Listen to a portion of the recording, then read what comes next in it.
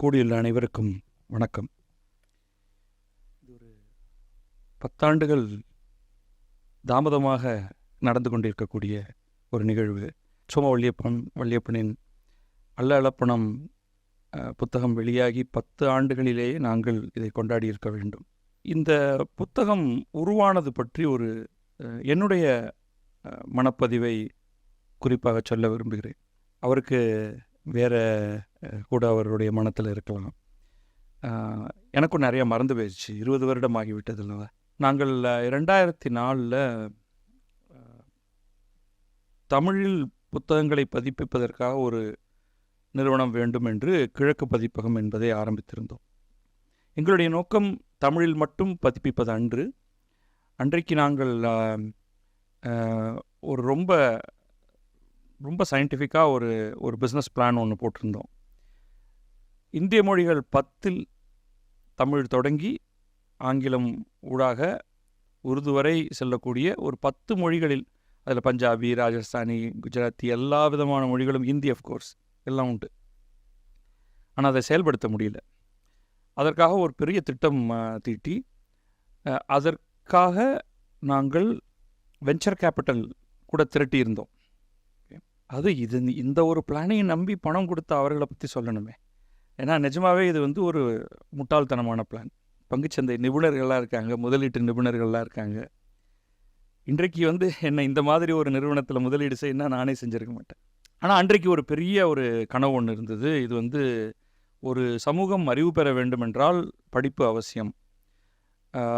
படிப்பு அவசியம் என்றால் யாராவது ஒருவர் அதை தர வேண்டும். விதவிதமான துறைகளில் நூல்களை கொண்டு வர வேண்டும் அப்படிங்கிற ஒரு பெரிய ஒரு ஐடியாவில் வச்சுக்கிட்டு ஆரம்பித்தது இது. ஆனால் இன்றைக்கு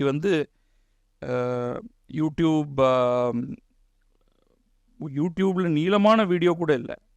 இதெல்லாம் நீங்கள் 1.5 நிமிடத்துக்குள்ளே shorts, reels, Instagram reels, TikTok போன்று கொடுத்தாலே போதும் என்று இருக்கக்கூடிய இன்றைய சமூகத்தில் புத்தகங்கள்லாம் கொஞ்சம் ஒரு டாப் ஆஃப் த லைன் கிடையாது. ஆனால் அதையும் மீறி இந்த புத்தகம் லட்சக்கணக்கில் விட்டிருக்கிறதுங்கிறது தான் இங்கே ரொம்ப ரொம்ப ஆச்சரியமானது.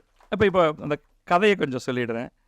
2004 கிழக்கு பதிப்பகம் ஆரம்பித்தப்போ ராகவன் அதோடைய ஆசிரியர், ஒரு 3-4 பேர் இங்கே ரொம்ப பக்கத்தில் இருக்கக்கூடிய அந்த கற்பகாம்பாள் நகரில், இன்றைக்கு கட்டடங்கள் எல்லாம் மாறி அது இன்னும் கொஞ்ச நாளைக்கு சென்ட்ரல் லண்டன் அளவுக்கு விலை போகக்கூடிய ஒரு இடமாக இருக்கும். அந்த இடத்துல மிக சாதாரணமான ஒரு வீட்டில் முதல் மாடியில் எங்களுடைய அலுவலகம். நாங்கள் ஒரு 4 பேர் உட்கார்ந்துருப்போம். என்னென்ன துறைகளில் புத்தகங்களை கொண்டு வரலாம் அப்படிங்கிறத ராகவன் நானும் பேசிகிட்டு இருக்கும்பொழுது அவருக்கு தான் இந்த துறை பரிச்சயமானது. எனக்கு இந்த எழுத்து பதிப்புத்துறை முற்றிலும் பரிச்சயம் இல்லாத ஒரு துறை. அப்போ ஒரு சில அவர் இதற்கு முன் ஒரு 2 முயற்சிகள் புத்தக பதிப்பு சார்ந்த சபரி பதிப்பகம்னு அதற்கு முன்னாடி ஒரு நிறுவனத்தில் அவர் இருந்தார். அப்பொழுதெல்லாம் இவர்கள் அங்கே புத்தகம் எழுதியிருக்கிறார்கள். அது புத்தகம் பெரிய அளவுக்கு அதை வணிகமாக்க முடியவில்லை. அதை இழுத்து மூடிட்டாங்க. அதற்கு பிறகாக அவரை பொறுத்தவரை இது அடுத்த முயற்சி, எனக்கு இது முதல் முயற்சி. அப்போ அவர் சோம வள்ளியப்பன், நாகூர் ரூமி, இந்த மாதிரியான பெயர்கள் எல்லாம் அவர் அறிமுகப்படுத்துகிறார். அறிமுகப்படுத்தும் பொழுது சில புத்தகங்களை அவருக்கான பின்னணியிலிருந்து அவரால் அதை எடிட் செய்ய முடியும். முக்கியமாக இந்த சுய முன்னேற்றம்ங்கிற ஒன்று வச்சுப்போம். அது ரொம்ப ஒரு ப்ராட் ஸ்பெக்ட்ரம் கேட்டகரி. அதில் ஒரு தனிநபர் தன்னுடைய வாழ்க்கையில் தன்னை முன்னேற்றி கொள்வதற்கான பலவேறு வழிகளை சொல்லித்தரக்கூடிய ஒரு நூல். அதை இன்னும் பல விதங்களில் விரிவாக்கலாம். அதில் பல புத்தகங்களை 1-2 இல்லை, இங்கே நீங்கள் ஃபுல் லிஸ்ட் இங்கே வெளியில் எங்கேயாவது வச்சுருக்கோமா என்னன்னு தெரியல. அவருடைய ஃபுல் ரேஞ்ச் ஆஃப் புக்ஸ் வெளியில் இருக்கு இல்லையா. அதை நீங்கள் பார்வையிட்டால் தெரியும் என்னென்னலாம் அவர் எழுதியிருக்காருன்னு. அப்பொழுது முதலாக எனக்கு நினைவில் இருந்து சொல்கிறேன், காலம் உங்கள் காலடியில் தொட்டதெல்லாம் பொன்னாகும், இந்த 2 புத்தகம். இது ராகவனே எடிட் பண்ணிடுவார். ஏன்னா அது லார்ஜ்லி தமிழ் ப்ரோஸ், கிட்டத்தட்ட அது புரியக்கூடிய கருத்து எல்லாருக்கும். அதுக்கு மேலே அது இங்கே ஒரு சொல்லை மாற்றி போடலாம், அது ஒரு வரியை மாற்றி எழுதலாம், அந்த மாதிரியாக ஏதாவது செய்யலாம். ஆனால் அவர் ராகவன் என்கிட்ட சொன்னார், அவர் வந்து இந்த பங்குச்சந்தை பற்றி எழுத முடியும், ஆனால் அதெல்லாம் என்னால் அவர் ஏதாவது எழுதி கொடுத்தா எனக்கு பார்த்தா எனக்கு ஒன்றுமே பண்ண தெரியாது, அதை நீங்கள் வேணால் அதை எடிட் பண்ணுறீங்களா அப்படின்னு என்கிட்ட கேட்டார். நான் வந்து புத்தகம் எடிட் பண்ணது கிடையாது. தமிழில் அப்போ ஓரிரு வருடங்களாக தான் நான் அப்போ தமிழில் எழுத ஆரம்பித்திருந்தேன். ஒரு காலத்தில் தமிழ் படித்திருந்தாலும் நம்ம அப்புறம் பிறகு வெளிநாடுகள் போகிறோம், அப்புறம் கொஞ்சம் கொஞ்சமாக தமிழிலிருந்து விலகி வருகிறோம். நம்மள பலருக்கு அது ஒரு பெரிய சிக்கல். பேச முடியும், படிக்க முடியும், ஆனால் எழுதும் பயிற்சி நமக்கு போய்விடுகிறது. ஆனால் நான் வந்து ஒரு 2001 2002 மீண்டும் தமிழ் எழுத ஆரம்பித்தேன். கொஞ்சம் கொஞ்சமாக ஓரளவுக்கு அந்த தமிழுடைய கட்டுமானம் பிடிபட ஆரம்பித்திருந்தது. சரி, பார்க்கலாம் அப்படின்னு சொல்லி நாங்கள் 2 பேரும் இவர் அலுவலகம் வந்தார், ராகவன் சோமவல்லியப்பனை அழைத்து கொண்டு வந்தார். நாங்கள் பேசினோம். எனக்கு அந்த நேரத்தில் வந்து ஒரு பங்குச்சந்தை பற்றி ஒரு மாபெரும் புரிதல் அப்படின்னு நான் சொல்ல மாட்டேன், ஆனால் பங்குச்சந்தை பற்றி ஓரளவுக்கு ஒரு புரிதல் இருந்த கட்டம். நானே கொஞ்சம் ஸ்டாக்லெல்லாம் பணத்தை போடுறது, அது நான் சொல்கிறது 2004. நான் ஒரு 1998-99 காலத்திலிருந்து ஏதோ கொஞ்சம் ஸ்டாக் மார்க்கெட்டில் ஏதோ பண்ணியிருக்கேன். அப்பே ஐசிஐசிஐ டைரக்டில் அக்கௌண்ட்லாம் வச்சு, அதனால் எனக்கு ஓரளவுக்கு ஒரு சென்ஸ் இருந்தது. அப்போ நாங்கள் ஒரு மாதிரி ஒரு திட்டம், என்னென்னலாம் சாப்டர் இருக்கணும், இப்படி இருக்கணும் அப்படின்னு. அவருக்கு எனிவே ரொம்ப தெளிவான ஒரு ஐடியா ஒன்று இருந்தது. ஆனால் என்ன பெரிய பிரச்சனைனா, அவர் வந்து அப்பொழுது கையால் தான் எழுதுவார். அப்போ இல்லை, அதுக்கு பிறகும் பல நாட்கள் அவர் கையில் தான் எழுதிட்டு இருந்தார். கம்ப்யூட்டர் அடிக்கிறதுங்கிறது வந்து ரொம்ப அது ஒரு பெரிய சண்டையே வந்து என்ன நீங்கள் வந்து கம்ப்யூட்டரில் எழுத சொல்கிறீங்க அப்படிங்கிற மாதிரிலாம் வந்துருக்கு. அவர் கையால் எழுதுவார். அப்படி கையால் எழுதுறத எனக்கு கையால் எழுதுறதை வச்சுக்கிட்டு என்ன பண்ணுறது அப்படின்னு தெரியாது. பக்கமாக இருக்கும். அப்புறம் அந்த எண்ண ஓட்டத்தில் ஏதாவது ஒன்று விட்டுறாருன்னா அந்த இடத்துல வந்து ஒரு ஏ அப்படின்னு போட்டுட்டு, அது ஏ அப்படின்னு போட்டு இன்னொரு பக்கத்தில் பின்பக்கமாக இருக்கும் ஏ அப்படின்னு சொல்லி இங்கே எழுதியிருப்பார். அது ஏபிசின்னு வேறு தனியாக போயிட்டுருக்கும். அந்த காலத்தில் புத்தகத்தை எழுதி அதை எடிட் பண்ணி அதை கொண்டு வரதுங்கிறது எவ்வளவு சிக்கல் மிகுந்தது அப்படிங்கிறது உங்களுக்கு தெரியும். ஸோ அதை நான் வைத்து என்ன பண்ணுறது, அதை ஏதோ ஒரு விதத்தில் அதை வந்து அச்சுக்கோர்க்கணும். இதுக்குள்ளே நடுவில் டேபிள்லாம் வரும், அதில் சில சார்ட்டெல்லாம் போடணும் அப்படின்லாம் ஒரு ஆசை. அதெல்லாம் ஒரு பயங்கர சிக்கல் மிகுந்த ஒன்றாக இருந்தது. ஏதோ ஒரு மாதிரி அதை கம்ப்யூட்டர்களை கொண்டு வந்து, எனக்கு மைக்ரோசாஃப்ட் வேர்டில் ட்ராக் எடிட்டிங், நான் சொல்கிறது இங்கிலீஷ் அப்படி தான் பண்ணுவோம், ட்ராக் எடிட்டிங் எனேபிள்டு போட்டுட்டு நம்ம மாட்டுக்கு ஒரு பேஸ் டெக்ஸ்ட் இருக்குது, அதை வேண்டிய இடங்களை நம்ம அடித்து திருத்தி மாற்றி எல்லாம் அதில் வந்து நமக்கு விளையாட தெரியும். ஆனால் தமிழை வைத்து கொண்டு இதை செய்வதுங்கிறது வந்து ஒரு மிகப்பெரிய இது. அது ஏதோ ஒரு மாதிரி பண்ணோம். டுக் அ லாங் டைம். சோமவல்லியப்பனுக்கே ஒரு ஃப்ரஸ்ட்ரேஷன் வந்துருக்கும், என்னடா இந்த புத்தகம் வரப்போதா இல்லையா, ஒரு கம்ப்ளீட் கம்ஃபர்ட் எனக்கும் கிடைக்கல. அப்போ அதற்கு பேர் அல்ல பணம் அப்படின்லாம் கிடையாது. ஸோ பேக் அண்ட் ஃபோர்த் ஏதோ பண்ணி இதுக்கு நடுவில் வந்து அதை பிரிண்ட் பண்ணி பிரிண்டில் பார்த்து திருப்பி ஒரு ஸ்டார் போட்டு ஏபிசி எல்லாம் போட்டு, நீங்கள் அந்த ஏர்லியஸ்ட் வெர்ஷன் எங்கிட்ட எலக்ட்ரானிக் டெக்ஸ்ட்டாக இருக்குது. நீங்கள் பார்த்தீங்கன்னா அதுக்கப்புறமா இந்த புத்தகம் பல எடிஷன்ஸ் மாறி இருக்கு. அப்போ நம்ம வந்து அந்த சமயத்தில் வள்ளியப்பன் வந்து ஃபிசிக்கல் ஷேர்ஸை டிமேட் ஷேர் ஆக்கிறதுக்கான ப்ரொசீஜரை பற்றியெல்லாம் அதுக்குள்ளே கொடுத்துருப்பாரு. இன்றைக்கி அப்படியெல்லாம் சொன்னோம்னா ஃபிசிக்கலாக ஷேரெல்லாம் இருக்குமா, பப்ளிக்கலி லிஸ்டட் கம்பெனிக்கு அதெல்லாம் உண்டா அப்படின்னு. 2004க்கான பங்குச்சந்தை பற்றிய ஒரு அறிமுகம் அது, அந்த புத்தகம். இன்னும் ஃப்ரெஷ்ஷாக எனக்கு அது நினைவில் இருக்குது. தமிழில் பங்குச்சந்தையை அறிமுகப்படுத்த முடியுமா, சரளமாக அறிமுகப்படுத்த முடியுமா, அதையும் வந்து ஓரளவுக்கு நிபுணத்துவத்தோடு நம்ம வந்து நிபுணத்துவம்னா அந்த துறையில் பல ஆட்கள் இருக்காங்க. ப்ராக்டிஸிங் நம்ம ஆர்கேலாம் இந்த இடத்துல வந்து நம்ம இப்போ நின்றுட்டு இருக்கிற இந்த இடம் வந்து ஒரு த்ரைவிங் ஸ்டாக் ட்ரேடிங் பிளேஸாக இருந்தது. அவருடைய கஸ்டமர்ஸ் ஏகப்பட்ட பேர். இன்றைக்கு அது வந்து ஒரு ஆடிட்டோரியம் ஆகி அதில் நம்ம உட்காந்து அதை பற்றியே பேசிகிட்டு இருக்கோம். ஸோ அப்போ வந்து எங்கே பார்த்தாலும் உங்களுக்கு வந்து various shops of various sizes, 5 பேர் 10 பேர் 20 பேர் 30 பேர், இங்கே 50 பேர் இருந்திருப்பாங்களா தெரியல எனக்கு. தங்களுடைய வாடிக்கையாளர்களுக்காக பங்குகளை வாங்குறதுக்கு அதுக்கு ஏதோ விசா டெர்மினல் போடு, சப் டெர்மினல் வாங்கு, பாம்பேயில் ட்ரேட் பண்ணுன்னு ஒரு பெரிய அதெல்லாம் அந்த முதல் வெர்ஷனில் இதெல்லாம் சொல்ல வேண்டியிருந்தது. 2004 கதை அது. இந்த மாதிரி ஒரு புத்தகம் இதில் விற்குமா அப்படிங்கிற சந்தேகம். நாங்கள் எங்களுக்கு வந்து ஒரு பதிப்பகமாக அது எங்களுடைய முதலாவது ஆண்டு. நாங்கள் ஆரம்பிச்சிருக்கிறது February 2004. அடுத்த February 2005 கூட வரல. January 2005 புத்தக கண்காட்சி வருது. அதுக்கு நம்ம வந்து ஒரு 20 புத்தகங்களோட களமிறங்கணும் அப்படிங்கிறது தான் வந்து திட்டம். கிட்டத்தட்ட மற்ற புத்தகங்கள்லாம் ராகவன் ஒர்க் பண்ணுறதுனால அதெல்லாம் கட்டாயமாக வந்துருச்சு.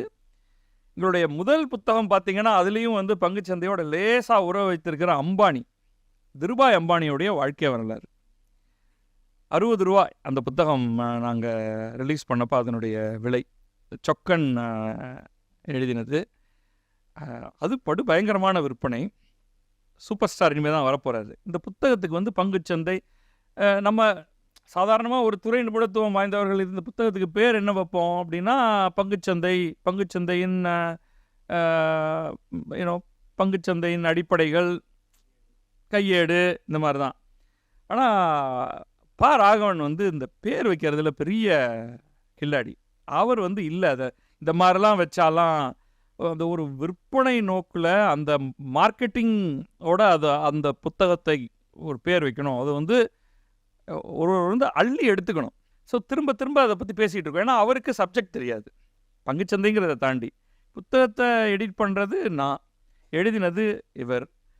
எங்கள் 2 பேருடைய திங்கிங்கில் அந்த என்ன பண்ணுறதுன்னு தெரியல. அப்புறம் ஒரு நாளைக்கு எனக்கு எக்ஸாக்ட் அந்த மொமெண்ட் எல்லாம் ரொம்ப மறந்து போயிடுச்சு. இதெல்லாம் அது வந்து இந்த புத்தகம் இதை வாங்கினா என்ன பண்ண முடியும்? நிறைய பணம் பண்ண முடியும், அவ்வளோதான். டைட்டில் வந்துருச்சு, அல்ல பணம். அது மிஸ்லீடிங் டைட்டிலா சரியான டைட்டிலா அதெல்லாம் விட்டுருங்க. As a marketing title it was a killer title. ஒரு பொருள் ஒன்று நம்ம கொண்டு வரோம் அப்படின்னா அந்த பொருள், அதோடைய உள்ளடக்கம், அதோடைய திறன், அதோடைய அது வந்து எதுவாக வேணாலும் இருக்கலாம். ஒரு mobile phone, what ever it is, அது வந்து ஒரு பிரமாதமான ஒரு பொருளாக இருக்கணும். ஆனால் அதோடைய ரேப்பர், பேக்கேஜிங் அதுவும் சிறப்பாக இருக்கணும். ஸோ அது சரி, பங்குச்சந்தையை வெளிப்படுத்தும் விதமாக அதில் ஏதோ ஒரு ஃபஸ்ட்டு இது வந்து பாம்பே ஸ்டாக் எக்ஸ்சேஞ்ச் படங்களெல்லாம் ஏதோ போட்டிருந்தோன்னு நினைக்கிறேன். அது இருக்கா? அதான் இருக்குது பாருங்கள். ஃபஸ்ட்டு அதுக்கு அடுத்தது இல்லை, இந்த பக்கம் ரைட் சைடு இதுதான் ஃபஸ்ட் எடிஷன் வச்சுருக்காரு பாருங்கள் கவனமாக.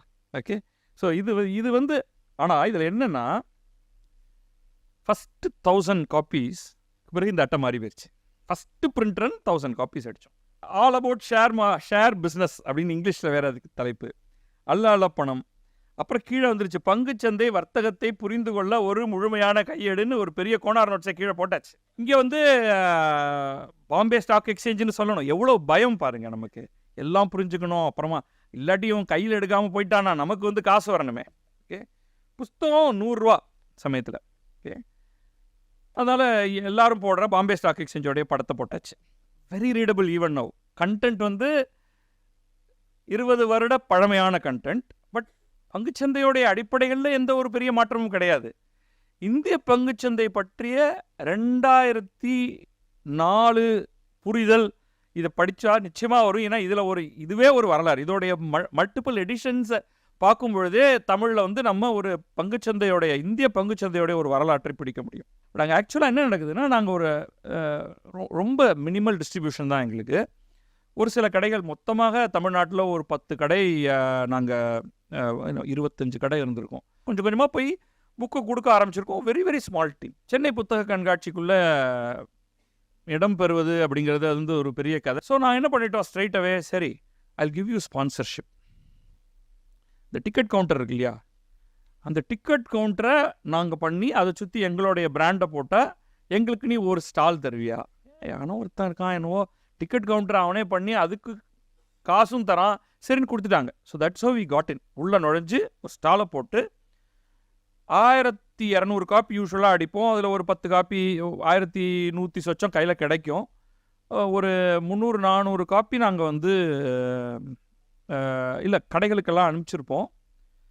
10 நாள் புத்தக கண்காட்சியில் 3 நாள்லேயே வந்து கம்ப்ளீட்டாக அந்த மீதி 600-700 காப்பி தீர்ந்து போயிடுச்சு. அப்போ தான் வந்து இதில் வேறு இது நம்ம எதிர்பார்க்கறதுக்கு மேலே ஏதோ இருக்குது. இப்போ என்ன பண்ணுறது, மீதி நாளைக்கு புத்தகம் வேணுமே. இப்போ ஃபார்ச்சுனேட்லி எங்களுக்கு வந்து ஒரு பெரிய பிரிண்டர், சென்னை சென்னை மைக்ரோ, 2 நாளில் 2000 காப்பி உங்களுக்கு அச்சடிச்சு தரோம் அப்படின்னு சொல்லி அதுக்குள்ளே உடனே அட்டையை மாற்றி, ஏன்னா அதுக்குள்ளே முதல் பதிப்பு விற்று தீர்ந்து அதெல்லாம் பெரிய விஷயம் இல்லையா, அதெல்லாம் போட்டு அடித்து அது ஒரு ஸ்லைட்லி பிளாக்கிஷ் கலரில் இருக்கும். அது இங்கே இல்லை. அந்த அந்த வெர்ஷன் 2000 காப்பீஸ் அடித்து அது ஒரு 2-3 நாளில் வந்து லாஸ்ட் 4-5 டேஸில் பயங்கரமாக விற்றுது. 1200 1300 காப்பீஸ் நம்ம விற்றுருப்போம் அந்த ஃபேரில் மட்டும். அஃப்கோர்ஸ் அது 2வது புஸ்தகம் 3வது புஸ்தகம்லாம் வந்து ரொம்ப தள்ளி தான் இருந்தது, ஃபியூ ஹண்ட்ரட்ஸில் இருந்தது. 100 ஸ்கொயர் ஃபீட் ஸ்டால், வெறுத்துருண்டு ஒரு சின்ன பொட்டி. இந்த புஸ்தகம் தான் ஒரு தமிழ் பதிப்புலகத்தில் நம்மளால் வந்து வித்தியாசமான புத்தகங்களை கொண்டு வர முடியும் அப்படிங்கிறதுக்கான ஒரு அடிப்படையாக இருந்தது. அதுக்கப்புறம் ரொம்ப நாட்கள் வந்து இந்த புத்தகத்தை பெருசாக தொடரலை. இதை கொஞ்சம் இம்ப்ரூவ் பண்ணுறது, ஏன்னா ஸ்டாக் ப்ரைஸ் நிறைய எக்ஸாம்பிள் இருக்குது. சோமவல்லியப்பன் வந்து ரொம்ப டிலிஜென்ட்டாக அதை அப்டேட் பண்ணிக்கிட்டே இருப்பார். அடுத்த எடிஷன் எப்போ போக போகிறீங்க, நம்ம மாற்றணும். புத்தகம் ரெகுலராக விற்றுக்கிட்டு இருந்தது. சில எக்ஸாம்பிள்லாம் மாற்றிடுவோம், இந்த செக்ஷனை மாற்றிடுவோம். Extremely difficult thing. அப்பயும் அவர் வந்து கையால் எழுதுறவர்.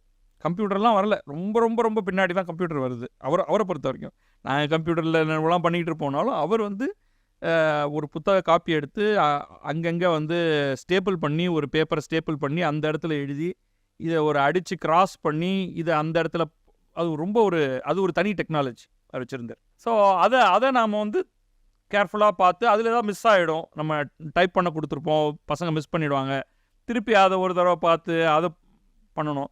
பட் அவருக்கு வந்து அந்த எக்ஸாம்பிள்ஸ் வந்து அப் டு டேட்டாக இருக்கணும். இவர் ஒரு எக்ஸாம்பிள் கொடுத்துருக்கக்கூடிய அந்த ஷேர் வந்து கம்ப்ளீட்டாக டீலிஸ்ட் பண்ணியிருப்பாங்க. அப்போ அதை எக்ஸாம்பிளாக நம்ம கொடுத்த இன்றைக்கி பிரயோஜனம் இல்லை. Went on and on. அந்த புஸ்தகம் வந்து தொடர்ந்து இன்னி வரைக்கும் வித்துட்டு இருக்கு. பட் இன்றைய கரண்ட் வெர்ஷனுக்கும் இதுக்கும் லார்ஜ்லி அதோடைய ஸ்ட்ரக்சர் சேமாக இருக்கும், ஆனால் கண்டென்ட் வைஸ் நிறைய மாற்றம். அதுக்கப்புறம் வந்து ஒரு 3 வருஷம் 4 வருஷம் இருக்குமா, அப்புறமா தான் வந்து நம்ம இதுக்கு மேலேயும் போகணும். So will start doing detailed books on the same series. So fundamental analysis, technical analysis, portfolio management அப்படின்னு வந்து ஒவ்வொன்றா அடுத்த புஸ்தகங்கள் அதில் கொண்டு வர ஆரம்பித்தோம். அந்த சீரீஸ் வந்து இப்போ 9 புஸ்தகங்கள் கொண்டு வர முடியுங்கிறதே வந்து ஐ எம் த்ரில்ட். இது வந்து இதை நம்ம எப்படி பார்க்கணும் அப்படின்னா, இது ஒரு பதிப்பகம், ஒரு எழுத்தாளர், ஒரு எடிட்டர், ஒரு பப்ளிஷர், நிறையா டைப் பண்ணுறவங்க, டிசைனர்ஸ் அப்படிங்கிறத தாண்டி ஒரு சமூகம் அறிவு சார்ந்த பல விஷயங்களை, அதுலேயும் முக்கியமாக பயன்பாடு சார்ந்து, அறிவு சார்ந்துன்னா நான் வந்து உங்களுக்கு சூரியனை பற்றி ஒரு புத்தகம் எழுதலாம், பயங்கர அறிவு பூர்வமாக அதில் வந்து என்னென்ன அதோடைய கம்ப்ளீட் நியூக்ளியர் ஃபியூஷன் பற்றி ஆரம்பித்து, அது எப்படி ஒரு ஸ்டார், ஒரு நட்சத்திரம்ங்கிறது வந்து எப்படி இந்த யூனிவர்ஸுக்கு ரொம்ப ஒரு ஆதாரமாக இருக்கிறதுன்னு சொல்லி பிரமாதமாக எழுதலாம். 3-7 காப்பி விற்க முடியும்னு நினைக்கிறேன் ரஃபா. மேபி 30 காப்பி விற்கலாம். ஓகே. ஸோ அறிவு சார்ந்ததுங்கிறத தாண்டி பயன்பாடு சார்ந்தது. இந்த புத்தகத்தை வச்சுட்டு எனக்கு என்னங்க பிரயோஜனம் அப்படிங்கிறது வந்து பல பேர் ஒரு பதிப்பாளர்கிட்ட தொடர்ந்து கேட்குற ஒரு கேள்வி. இது எதுக்கே நான் வாங்கணும், 100 ரூபாயோ 1000 ரூபாய், இது நான் ஏன் வாங்கணும் அப்படின்னா, நம்மக்கிட்ட ஒரு கட்டத்துக்கு மேலே கையை கும்பிட்டு, ஐயா மன்னிச்சிருங்க, நீங்கள் வேணால் வாங்கிக்கிங்க, நான் வேணால் ஒரு 100 ரூபா தரேன், என்கிட்ட இந்த கேள்வி கேட்காதீங்க, எனக்கு எப்படி பதில் சொல்கிறது அப்படின்னு தெரியாது அப்படின்னு தான் நம்மளால் சொல்ல தரும். ஸோ நம்ம பல நேரங்கள் அதெல்லாம் டிஃபெண்ட் பண்ண வேண்டியிருக்கும். ஆனால் இந்த புத்தகத்தை அப்படி டிஃபெண்ட் பண்ண வேண்டிய தேவையே எந்த காலத்துலேயும் வரல. இது ஆல்மோஸ்ட் லைக் அந்த ஒரு சில காலகட்டங்களில் இந்த பிரிண்டில் வந்து கண்டினியூஸாக ஒரு புத்தகத்தை பிரிண்டில் வைக்க முடியாமல் இருக்கும். ஏன்னா இந்த ஒரு சைக்கிளில் நாங்கள் நிறைய ஆர்டர் கொடுத்துருப்போம், இந்த புக்கு பிரிண்ட் ஆகிருக்காது, நம்ம வந்து அடுத்த 10 நாளில் ஒரு 300-400 காப்பி போகும் அப்படின்னு சொல்லி நம்ம ஒரு 500 காப்பி கையில் இருக்கும் பொழுது நம்ம ஒரு 2000 காப்பிக்கு ஆர்டர் கொடுப்போம். கரெக்டாக அடுத்த நாளே வந்து 300 காப்பிக்கு ஆர்டர் வந்துடும். இப்போ நம்ம என்ன கொடுக்க மாட்டேன்னா சொல்ல முடியும், கொடுத்துருவோம். அதுக்கு அடுத்த நாளைக்கு வந்து கேட்பாங்க, நம்மளோட புக் இருக்காது, அடுத்து ஒரு 10 நாள் ஆகும் அது புத்தகம் வரத்துக்கு. ஸோ ஆல்மோஸ்ட் லைக் இதை வந்து கடைக்காரர்கள்லாம் வந்து ரொம்ப கோச்சுப்பாங்க. ஓகே. அப்போ இதை வந்து ஒரு கள்ளக்கடத்தல் பதுக்களுக்கு தகுதியான ஒரு ப்ராடக்ட் மாதிரி, கான்ட்ராபேண்ட் மாதிரி, அப்படி இந்த இது சொல்லுவாங்க இல்லையா, ஜெயிலெலாம் வந்து பீடி வந்து ஒரு இதுன்னு, அது மாதிரி இதை ஒரு அடித்து தனியாக உள்ளே வச்சுட்டு ஒரு 10,000 ரூபாயா, இந்தாப்பா இது 100 ரூபானே வச்சுப்போம், இந்தா இவ்வளோ வச்சுக்கோ, இதை கொண்டு போய் அங்கே கொடுத்தா நம்மால் உனக்கு 10,000 ரூபா கொடுத்துருவான், அந்த மாதிரி சொல்லக்கூடிய அளவுக்கான ஒரு புத்தகமாக இருந்திருக்கு. இது நிறைய கடைக்காரர்கள், புத்தக கடைக்காரர்களுக்கு வந்து சண்டை மூட்டி இருக்குது. அவருக்கு மட்டும் கொடுத்தீங்க எனக்கு கொடுக்கல அப்படிங்கிற மாதிரியெல்லாம் செஞ்சுருக்கு. At its height in one particular year, just டேட்டாக்காக, I think it sold some 25 to 27,000 copies in just 1 year. அது எப்படின்னா அது ஆல்சோ அது வந்து ஒரு ஸ்டாக் மார்க்கெட்டோடைய அப்ஸ் அண்ட் டவுன்ஸே அது ஃபாலோ பண்ணும். மார்க்கெட் ஜம்முன்னு மேலே போகும்போது இந்த புத்தகம் பயங்கரமாக விற்கும். இது வந்து யூனிஃபார்மாக விற்கணும். மார்க்கெட் கீழே விழும்பொழுது இதை வாங்கி படிடா அப்படின்னு சொல்லணும். அப்போ தான் உனக்கு தெரியும் நீ என்ன பண்ணணும் என்ன பண்ணக்கூடாதுன்னு. But fascinating journey. இதை வந்து ஒரு க்ளோஸாக ஃபாலோ பண்ணி அதோடைய நம்பர்ஸ் எல்லாம் ஃபாலோ பண்ணும் பொழுது என்ன மாதிரியான மாற்றங்கள் வந்திருக்கு, இது இந்த புத்தகம் வந்து எப்படி எங்களுடைய ஒரு பதிப்பகத்தை எப்படி அது டிஃபைன் பண்ணுது, சோமவல்லியப்பனுடைய எழுத்தை அது எப்படி டிஃபைன் பண்ணுதுன்னு அவரே வந்து பின்னாடி சொல்லட்டும். அது அவருக்கு என்ன மாதிரி ஒரு ரிசப்ஷன் அவருடைய வாசகருக்கு கொடுத்ததுன்னு. அவருடைய நண்பர்கள் வாசகர்கள் நிறைய பேர் வந்திருக்கீங்க. பட் நான் வந்து I am really looking forward to Shyam as a practising ஒரு போர்ட்ஃபோலியோ இன்வெஸ்டராக, ஒரு லாங் பீரியட் இன்வெஸ்டராக இருக்கிறவர். அவருடைய வியூ என்ன அப்படிங்கிறதையும் நான் வந்து தெரிஞ்சுக்க விரும்புகிறேன். பட் ஃபார் மீ இது வந்து ரொம்ப ஒரு மகிழ்ச்சியான ஒரு பயணம் என்னை பொறுத்த வரைக்கும். அப்புறம் பல காலகட்டங்களில் வள்ளியப்பன் எனக்கு நிறைய சண்டை வந்திருக்கு. ஆனால் அந்த சண்டையெல்லாம் வந்து ஒரு மாதிரி கொஞ்ச நேரத்துக்கு அப்புறமா அது ஒரு சில நாட்களுக்கு அப்புறமா அது சரியாக போயிடும். அவருடைய பெரும்பாலான புத்தகங்கள் இந்த சுய முன்னேற்றம் சார்ந்த புத்தகங்களில் வெகு சிலது தான் நான் படிச்சிருக்கேன். ஆனால் இந்த அல்லலப்பணம் சீரீஸ் ஆஃப் புத்தகங்களில் ஆரம்பத்தில் பல புத்தகங்கள் நான் தான் எடிட் பண்ணியிருக்கேன்.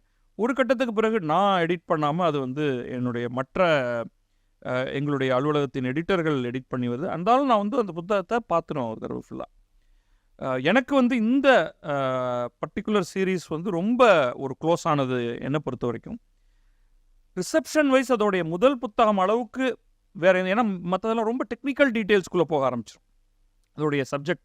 ஆனால் இன்றைக்கி எல்லாரும் வந்து இந்த துறைக்குள்ளே நுழைய விரும்புகிறவங்க, சொந்தமாக முதலீடு செய்து பங்குச்சந்தையில் முதலீடு செய்யணும்னு விரும்புகிறவங்க வந்து கண்ணை மூடிட்டு இன்றைக்கும் தமிழில் ஒரு ரொம்ப ஜென்டிலாகவும் ரொம்ப நட்போடையும் அறிமுகம் செய்யக்கூடியதுக்கு வேறு எந்த ஒரு புத்தகமும் இருக்கிற மாதிரி எனக்கு தெரியல.